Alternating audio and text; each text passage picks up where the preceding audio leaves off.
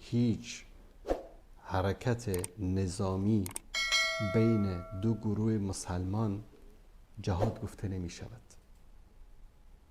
بلکه بغاوت گفته می شود.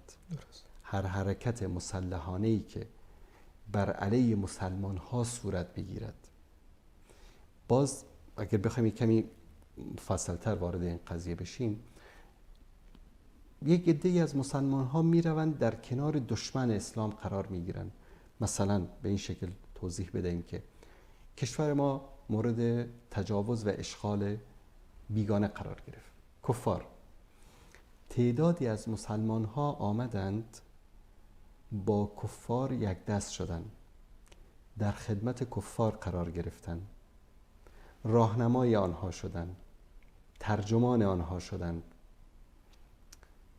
به اصطلاح امرا و همدل و امراض آنها شدند، در اشغال کشورشان، در حاکمیت اشغالگران بر کشورشان با آنها کمک کردند.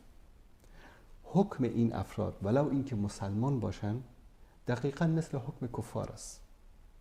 کسی که از جمله مسلمان ها می رود در کنار کفار قرار می گیرد، با آنها کمک می کند، همکاری می کند، حکمش در جهاد، در صحنه جنگ حکم کافر است. طبیعتاً کسایی که غیر مسلح هستند در ارگان‌های دیگری مانند وزارت خانه‌های مثلا تجارت، بهداشت، این چیزا کار میکنن، حکم آنها فرق میکنه. اما آن کسی که به عنوان پلیس، به عنوان ارتش در کنار اشغالگر قرار میگیرد و در مقابل مجاهدین میجنگد، حکمش حکم کفار هست و جهاد در مقابل او مشروعیت دارد. اما اشغال به پایان میرسد. اصلا در یک مملکتی اشغالی وجود ندارد. دو سه تا حزب هستند، قومیت‌های مختلف هستند، افکار مختلف هستند، هر کدام به خاطر رسیدن به قدرت و به خاطر به چوکی نشاندن آرا و افکار خودش ندای جهاد سر بدهد. این جهاد نیست، این بغاوت است، این جنایت است.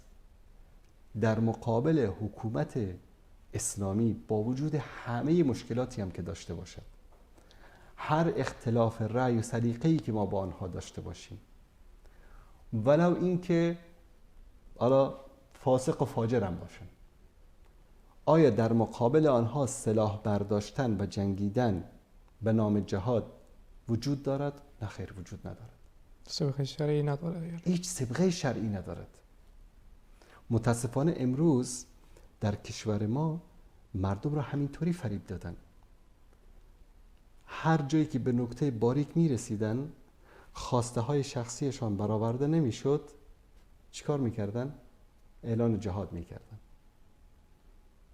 شاید به یاد داشته باشید که در لوی جرگی که درست کرده بودن در زمان کرزی، مجددی صاحبم در اونجا گفت که اگر بازی گپ ما نشد، باز ما اعلان جهاد میکنیم.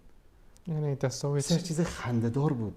یعنی مملکت رو شما دادی به آمریکا و به ناتو، فعلا در خیمه‌ای که اونها درست کردن و 4 اطرافش هم اونها امنیتش رو گرفتن، این جلسه رو برگزار کردی، بعد میگه که اگر باز گپ ما نشد ما اعلان جهاد میکنیم. این سوء استفاده از جهاد است که متاسفانه احزاب ما، رهبران جهادی ما، غیر جهادی ما همیشه از این سوژه سوء استفاده کردن بر علیه مخالفین خودشان به عنوان چی؟ جهاد. ما جهاد اعلان میکنیم. جهاد ضوابط دارد، جهاد معیارهای خودش رو دارد، جهاد با کی صورت میگیرد، چطوری صورت میگیرد، همه اینها رو الله سبحانه و تعالی و رسول الله صلی الله علیه و آله و سلم برای ما در دین مبین اسلام روشن کردن و بیان کردن.